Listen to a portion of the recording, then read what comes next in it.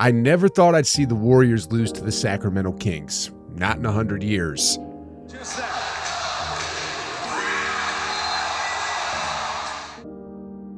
This season was a true roller coaster for the Warriors, swinging from the deepest lows to the greatest highs, only to come to an abrupt halt on April 16th, defeated by a second-year player from Iowa. That's the way it's going to be in the playoffs. And how about Keegan Murray? What went wrong for Golden State?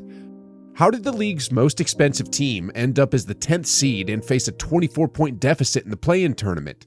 And most importantly, what's on the horizon for Steph Curry and the Warriors? Today, I'll take a deep dive into all the chaos, but trust me when I say this dynasty is far from over. I gotta begin this video by saying the NBA dodged a bullet, and I genuinely mean that. Curry off the handoff, step back three, gone! A 50 ball! You see, although the Warriors were the 10th seed and encountered numerous challenges throughout the season, here's what you really need to know.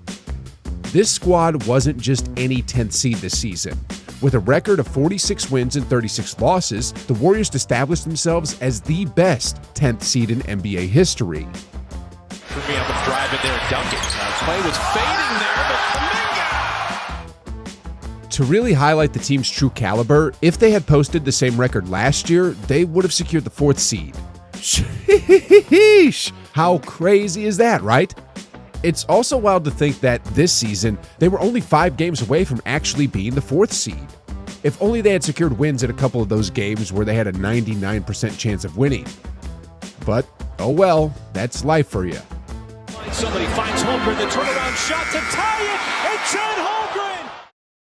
Next up, to further emphasize how exceptional this 2024 Warriors team has been, since the All-Star break, they've ranked as the 4th best team in the league by win-loss records. And in their last 15 games, they tied for 2nd.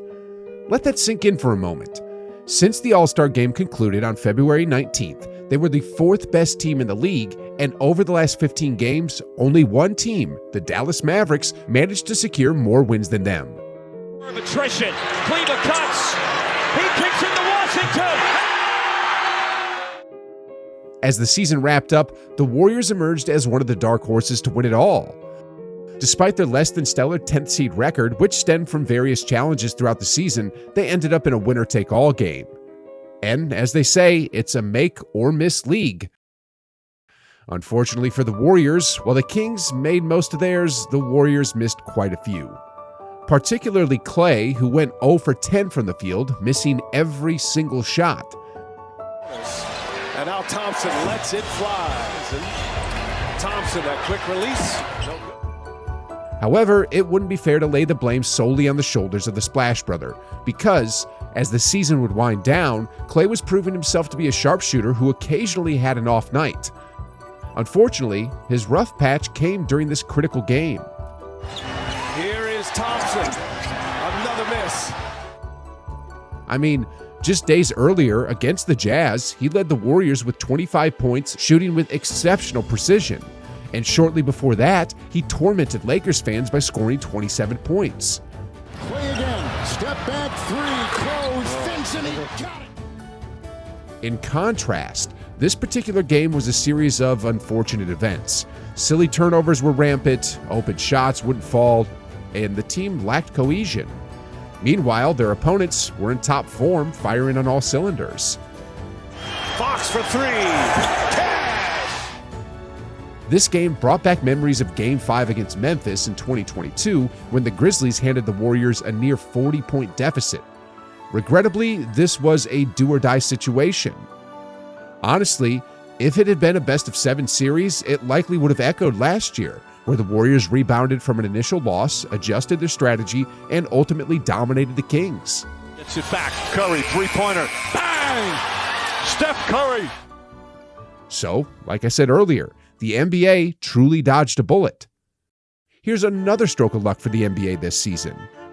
If Draymond hadn't been suspended twice, missing a total of 21 games, effectively a quarter of the season, and if Chris Paul hadn't missed the same number of games due to injury, the Warriors would almost certainly have accumulated more wins, and this boost would likely have elevated them beyond the need for a play-in tournament. Anyway, had the Warriors secured a playoff berth, they probably would have eliminated the OKC Thunder in the first round. What a great defender at three. Curry sidestep, Curry drive, Curry flip, Curry good! They likely then would have bested the winner of the Clippers-Mavericks matchup, earning themselves at least a spot in the Western Conference Finals. The OKC Thunder are definitely fortunate, and it's highly probable that Shai Gilgeous-Alexander was hoping for a Warriors loss, because remember, he engaged in some social media trash talk with Curry earlier in the season and only narrowly won those 2 games where the Warriors' chances of losing were just 1%. Saric inside, it's Dorn with the layup, that's a huge bucket! But hey, the Warriors losing isn't necessarily a bad thing. Sometimes you need to take a step back to make 2 leaps forward, and that seems to be exactly what's happening with the Warriors right now. And you know what? I'm getting vibes reminiscent of the 2014 Spurs at this moment.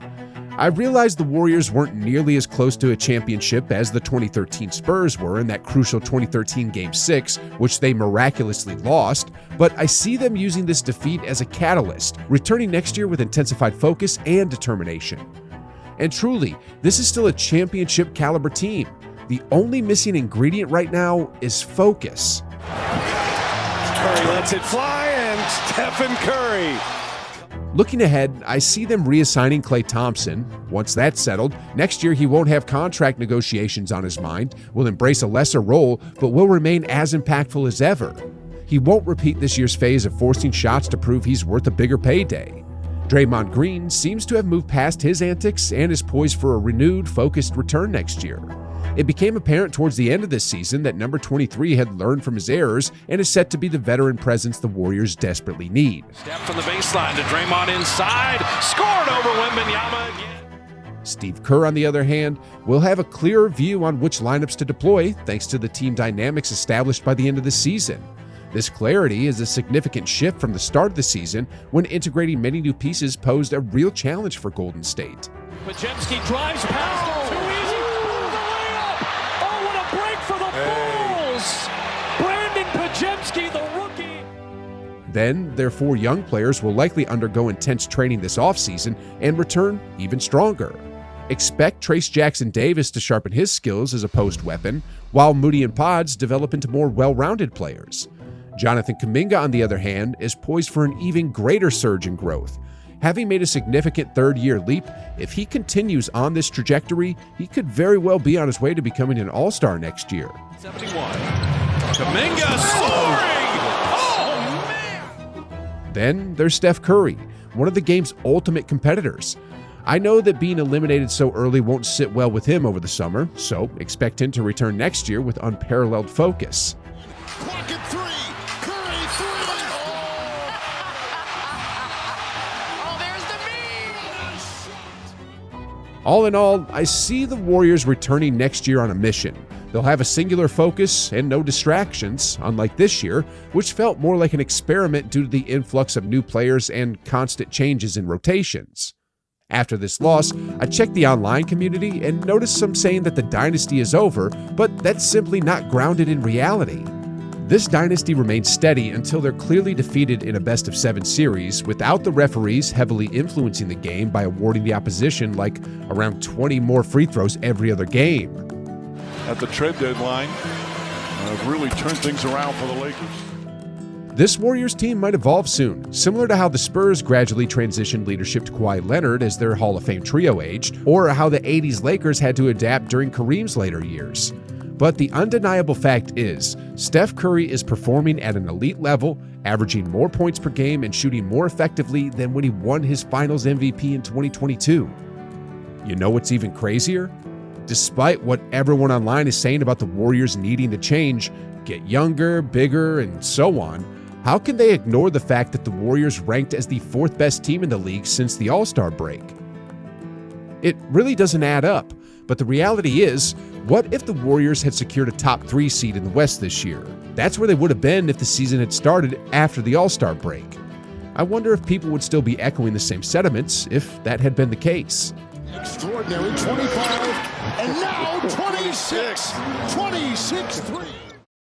There is, however, one aspect the Warriors will need to scrutinize closely during the offseason: Dubbed the point god, Chris Paul proved to be invaluable for the Warriors this year as he spearheaded the bench, propelling it to the top rank in the league. Chris Paul, he'll shoot for three. Got it! Gotta make them pay. Without a doubt, the Warriors wouldn't have clinched as many wins without his presence on the court. However, considering he'll turn 39 next year and commands a $30 million contract, it poses a significant consideration for the Warriors' cap space. It is worth noting, however, that the $30 million won't be fully guaranteed until June 28th of 2024, providing some time strategy. There's no denying the Warriors are significantly stronger with Chris Paul, and I'm hopeful he remains with the team. Regardless, Mike Dunleavy Jr., the Warriors GM, will have some decisions to make in the coming weeks. When the 2025 season kicks off, though, the NBA better be on notice because the Warriors are undeniably making a comeback. On a similar note, did you know that the 2024 NBA playoffs could potentially make or break some players' careers? I'm dead serious. There are a few players in the league who might find themselves in a world of trouble based on their performance in the coming months. Interested in finding out who these players are and why they might be under scrutiny? Well, click on this video right here and I'll give you all the details.